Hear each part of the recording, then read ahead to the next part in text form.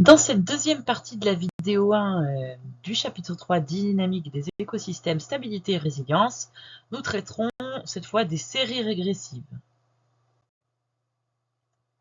Donc une série régressive, c'est une évolution vers une diminution de la richesse spécifique en raison de perturbations trop fréquentes ou radicales. Donc on verra pour les milieux terrestres un exemple, mais on verra aussi pour les milieux aquatiques. Donc, pour les milieux terrestres, ici, on prend l'exemple d'incendies réguliers en Méditerranée. Donc, imaginons, on a une forêt climatique, c'est-à-dire du dernier stade de l'évolution de cet écosystème méditerranéen, constitué par exemple de chênes verts, qui est un végétal, voilà, des forêts de Méditerranée. Et imaginons qu'il y ait une perturbation qui arrive. Voilà, donc là, c'est un incendie, évidemment. Donc, disparition des arbres.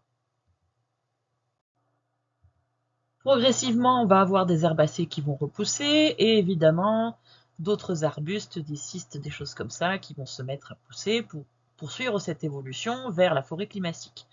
Mais le problème, c'est que si on a de nouveau un incendie, voilà, de ce type-là, bah, ça va resupprimer cette végétation, évidemment. Donc, suite à ce deuxième incendie, on va avoir des végétaux herbacés qui vont commencer à repousser, mais ça commence à devenir compliqué puisque les ressources du sol sont pas très importantes, parce qu'il faut imaginer que toute la matière organique qui a été brûlée, on peut se dire, bah tiens, ça devient de la matière minérale qui sera intéressante pour les végétaux, mais bon, elle est soumise au mouvement éolien, c'est-à-dire au vent, et donc certainement qu'elle ne restera pas dans le sol, en plus elle n'est pas incorporée. Donc on va avoir que quelques végétaux qui vont commencer à pousser, et l'évolution de type progressif va être beaucoup plus difficile. Ainsi, on va se retrouver donc avec juste quelques individus de type herbacé, donc des petits végétaux, avec une diversité spécifique, une richesse spécifique S qui est faible, un sol qui évidemment est nu par endroits puisqu'il n'est pas occupé par la végétation, et un écosystème évidemment peu productif, il faut bien imaginer, voilà, peu de végétaux, donc peu de production de matière organique. Et puis, du coup, soumis à une forte érosion, évidemment, un sol nu, vous avez l'érosion éolienne, mais aussi l'érosion hydraulique, qui est due à la circulation de l'eau, qui va rendre les choses encore plus difficiles en termes de progression. Cette fois, intéressons-nous à un écosystème lacustre. Et ici, la perturbation sera la suivante, puisque c'est celle qui est la plus dangereuse, je dirais, pour cet écosystème. Ce serait un apport important de phosphore. Donc, suite à cet apport important, on va avoir un développement de cyanobactéries. Que sont les cyanobactéries? Donc, ce sont des bactéries, comme leur nom l'indique, qui sont capables de faire de la photosynthèse. On en a déjà parlé en enseignement scientifique, ça fait partie des premiers êtres vivants qui ont été à l'origine de la photosynthèse sur notre planète, donc on leur doit beaucoup. Mais dans le cas présent, ça ne va pas être très positif pour notre écosystème. Et donc le problème de ces bactéries, c'est qu'elles ne se développent pas progressivement, elles se développent par bloom. Alors qu'est-ce qu'un bloom? C'est un développement exponentiel. C'est-à-dire qu'en quelques jours, même quelques heures, des fois une journée suffit, elles vont se développer de manière massive, formant un écran à la surface de l'eau. De ce fait, cet écran va complètement empêcher l'énergie solaire de pénétrer dans l'eau. Et donc, les algues, qui sont des eucaryotes, qui d'habitude sont responsables de l'oxygénation, ne vont plus avoir accès à la lumière et ne pourront plus faire de photosynthèse.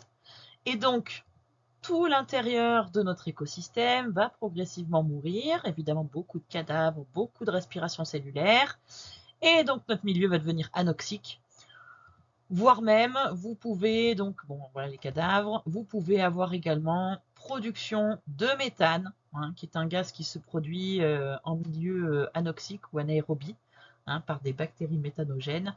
Et dans ce cas-là, autant vous dire que l'écosystème, voilà, est plus vraiment très en forme.